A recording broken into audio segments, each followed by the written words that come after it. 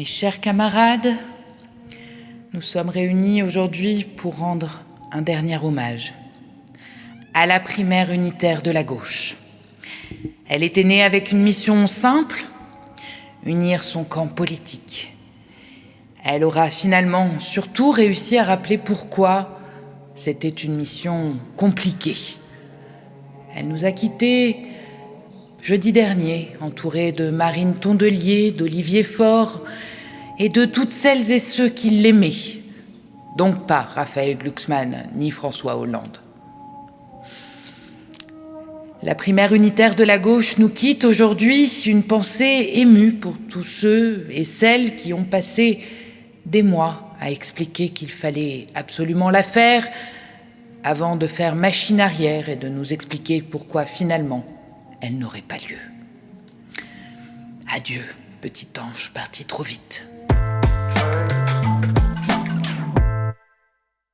Bonjour et bienvenue dans le récap. Nous sommes le lundi 13 juillet et cette fois, c'est fini. Vous n'entendrez plus parler de la primaire unitaire de la gauche.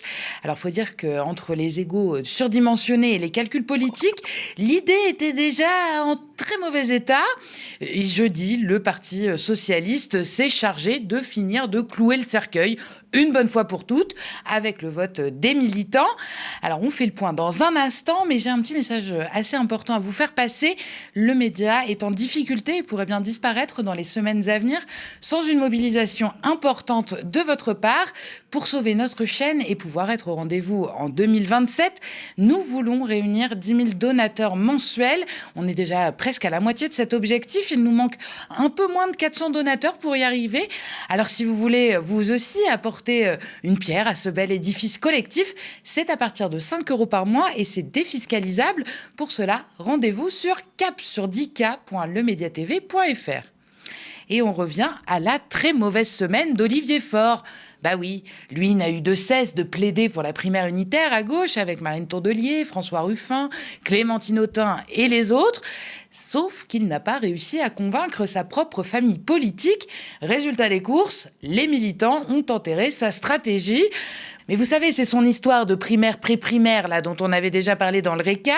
Un nouveau concept qui lui était apparu fin mai, essentiellement pour faire plier Raphaël Glucksmann, qui, pendant tous ces mois de parlotte, là, n'a jamais voulu entendre parler de la primaire unitaire. En gros, Faure a tenté un compromis, c'est son truc. Alors d'abord, un départage des candidats socialistes et sociodémocrates, puis l'heureux élu, enfin désigné, se serait, dans un second temps, mesuré aux autres candidats de la primaire unitaire pour qu'à la fin, il n'y en ait plus qu'un. Enfin, on espère. Autant dire qu'il fallait pas être pressé de faire campagne. Alors, de toute façon, maintenant, l'affaire est pliée, excite la solution du grand patron. Ce sera tout l'inverse, voilà. Les militants PS ont voté à 55% pour s'en tenir à une primaire fermée en un seul round. Les adhérents PS, donc, désigneront leur candidat au sein du PS, de Place Publique, voire éventuellement de la Convention, ce qui est le parti de Bernard Cazeneuve, si jamais il se lançait dans la course. Et puis, basta. Alors, c'est pas complètement hors sol qu'Olivier Faure nous avait déclaré qu'il s'attendait à ce désaveu.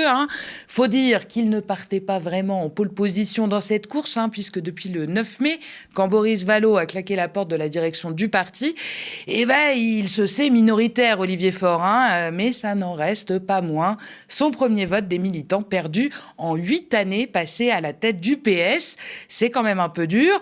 On dirait bien que le vent est en train de tourner, mais même si le bateau tangue, Olivier Faure veut rester à la barre. Pas question pour lui de démissionner.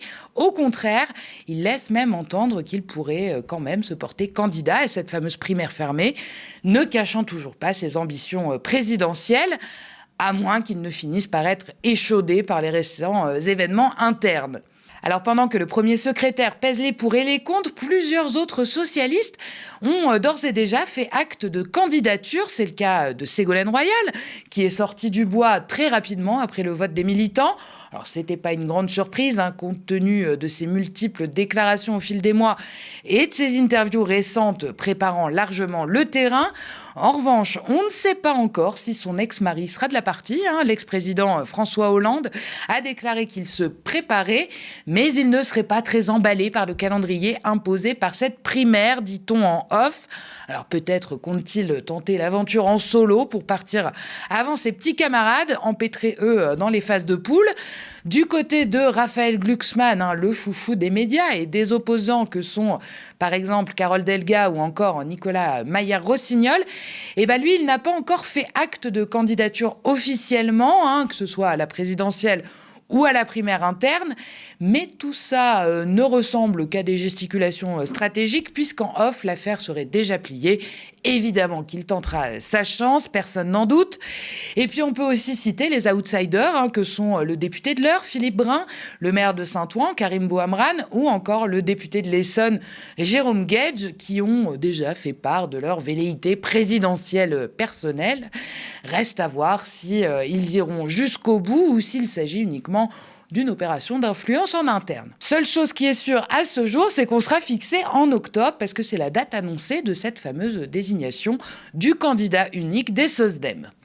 Et puis après ça, selon le plan des socialistes, il restera encore aux candidats désignés de tenter de construire le rassemblement de la gauche et des écologistes à travers, je cite, un programme commun, un accord législatif et un contrat de gouvernement, rien que ça, sans passer par la primaire de la gauche et des écolos, puisqu'elle est morte et enterrée.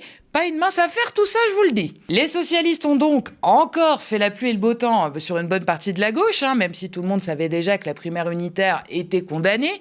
Maintenant que le couperet est tombé, encore faut-il ajuster les stratégies respectives. Clémentine Autain, initialement candidate de l'Après à la primaire, a déjà avancé ses pions.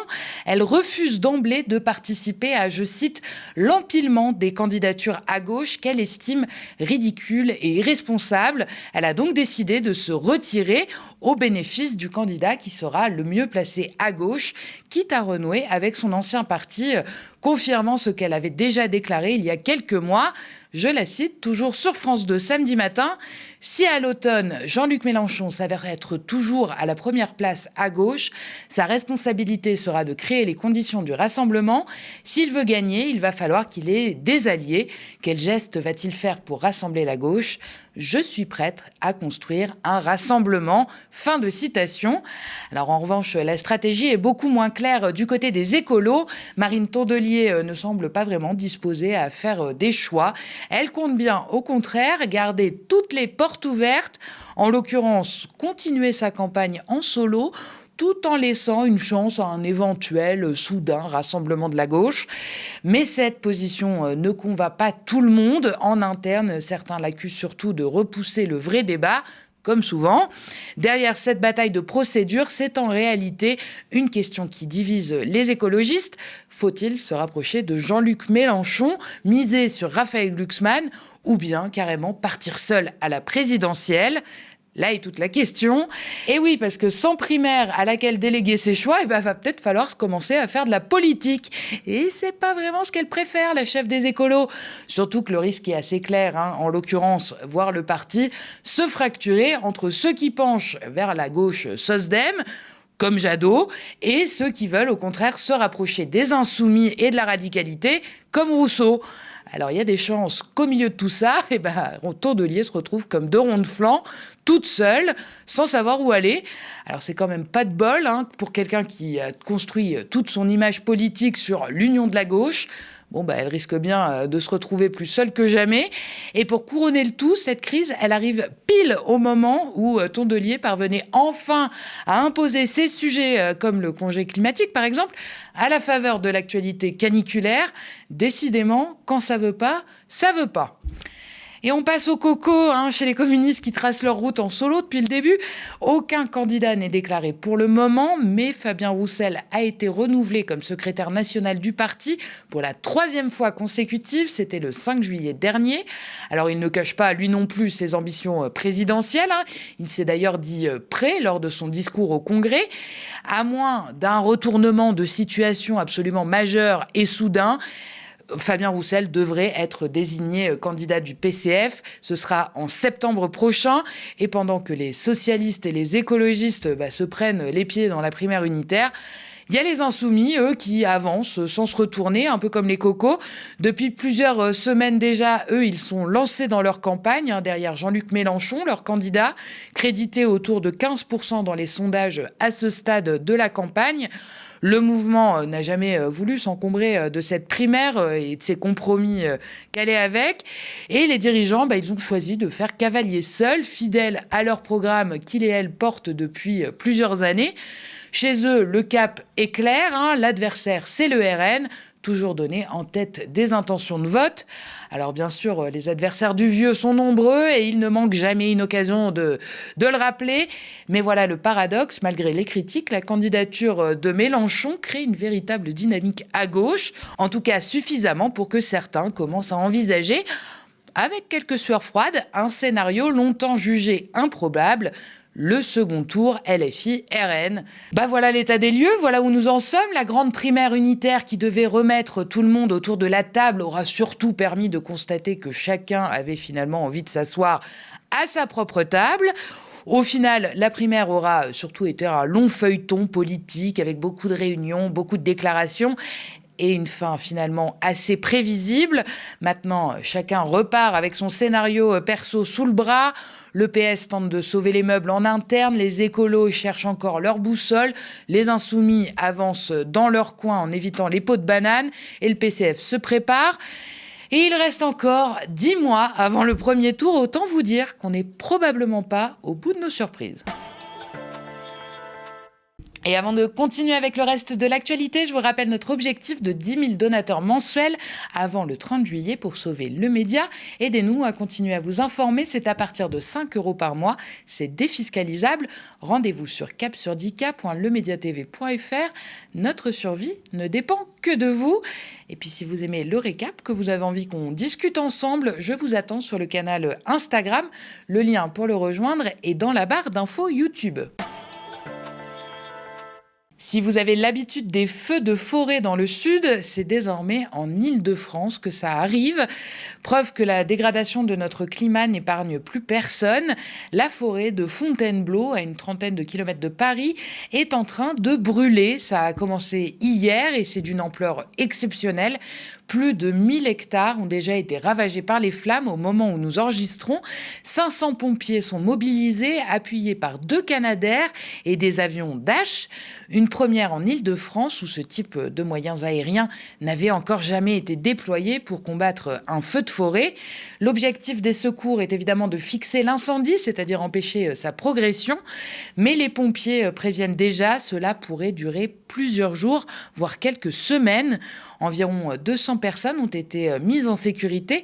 Pour l'instant, aucune habitation n'a été détruite et aucune personne n'a été blessée. Le ministre de l'Intérieur, Laurent Nunez, était sur place ce matin. Selon ses dires, l'origine volontaire de l'incendie est une piste à ne pas écarter. Les investigations sont en cours. Cet incendie intervient alors que la France en est à sa 3e vague de chaleur de la saison, avec une vigilance rouge canicule dans plusieurs départements. Un contexte qui favorise évidemment les départs de feu. La forêt de Fontainebleau qui part en fumée, en serions-nous là si les politiques publiques prenaient un peu plus en compte l'état de notre planète? C'est en tout cas pour cela que plusieurs collectifs écologistes, syndicats paysans et élus de gauche étaient mobilisés en masse ce samedi pour dénoncer le plus gros chantier naval d'Europe, le canal Seine-Nord-Europe. Il promet de relier la Seine au grand port du nord de l'Europe. Ses opposants dénoncent un projet écocidaire, une menace pour la biodiversité et un gouffre financier. Le coût pourrait atteindre 10 milliards d'euros. Ils étaient entre 2000 et 3000 selon les sources à manifester dans le Pas-de-Calais, dans une ambiance festive et avec 900 policiers déployés. Un important dispositif qui rappelle celui mis en place pour les mobilisations à Sainte-Soline. Notre reporter Andrei Manivit était sur place. Je vous propose de regarder ce reportage. Il est temps de donner un visage à celles et ceux qui vont souffrir de ce projet, comme les agriculteurs et les agricultrices qui perdent leurs terres, les bateliers qui perdent leurs emplois et les intérimaires qui vont trimer pour ce monstre logistique.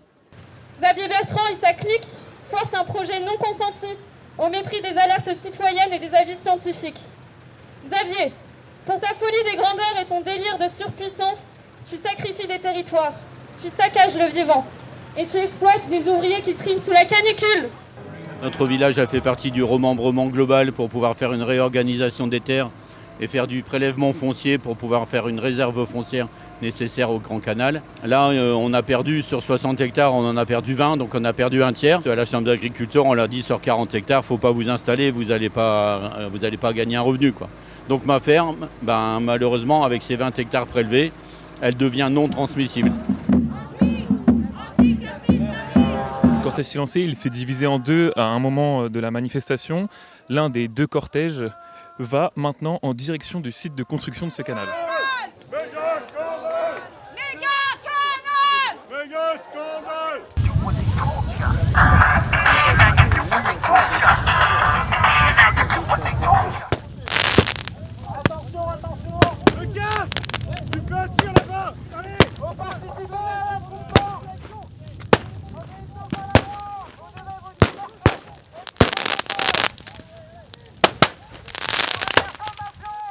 Et après Sainte-Soline, cette mobilisation pourrait bien marquer une nouvelle étape dans les luttes écologistes en France. En Colombie, le président sortant, Gustavo Petro, dénonce une ingérence étrangère dans le scrutin et appelle à la mobilisation le 20 juillet. On vous explique. L'élection présidentielle s'est jouée à moins d'1 point d'écart et le candidat d'extrême droite, soutenu entre autres par Donald Trump et Netanyahou, l'a donc emporté de justesse face à Gustavo Petro. Ce dernier refuse de reconnaître la légitimité du scrutin et accuse depuis hier une société israélienne d'avoir orchestré une campagne massive de désinformation sur Internet en mobilisant pas moins de 500 000 faux comptes. La société en question, c'est Blackcore. Alors ce nom ne vous est peut-être pas inconnu, surtout si vous regardez le récap attentivement, on en a déjà parlé. Souvenez-vous, c'est une entreprise israélienne de cyberinfluence qui a déjà été mise en cause dans plusieurs enquêtes. En France, les autorités la soupçonnent, entre autres choses, d'avoir participé à une campagne de désinformation pendant les municipales, avec pour cible des candidats LFI, dont Sébastien Delogu et François Piquemal. Alors l'enquête, elle se poursuit, mais la nébuleuse de ce réseau d'influence est telle qu'il est encore très difficile d'en démêler tous les fils. Les autorités électorales colombiennes ont contesté toutes les accusations. Sachez que dans le même temps, Benyamin Netanyahou a salué Abelardo de la Espriella, estimant que son élection participait à la solidification des liens entre Israël et la Colombie. Et on passe à la guerre Iran-États-Unis. Les bombardements se poursuivent et s'intensifient. Les Américains ont pilonné l'Iran. Ils disent avoir visé des systèmes de défense. Selon les médias iraniens, 4 personnes ont été tuées. Donald Trump affirme de son côté que son pays est en train de reprendre le contrôle du détroit d'Ormuz et ajoute « On va simplement les frapper très fort. On va garder le détroit et on va probablement le diriger ». Téhéran affirme de son côté avoir riposté en frappant des bases utilisées par les États-Unis en Jordanie, au Bahreïn et au Koweït. Il dit poursuivre les tractations en vue d'éviter une escalade, mais prévient qu'il ne respectera plus le protocole d'accord mis en place en juin si les États-Unis continuent de le violer. Merci d'avoir regardé cette nouvelle édition du Récap. N'hésitez pas à nous laisser vos impressions en commentaire si vous nous regardez sur YouTube ou via email si vous nous regardez à la télé. Et n'oubliez pas notre objectif de survie de 10 000 donateurs mensuels. Pour cela, une seule destination, une seule adresse, cap-sur-10k.lemediatv.fr. On compte sur vous. Un grand merci et une très bonne soirée sur Le Média.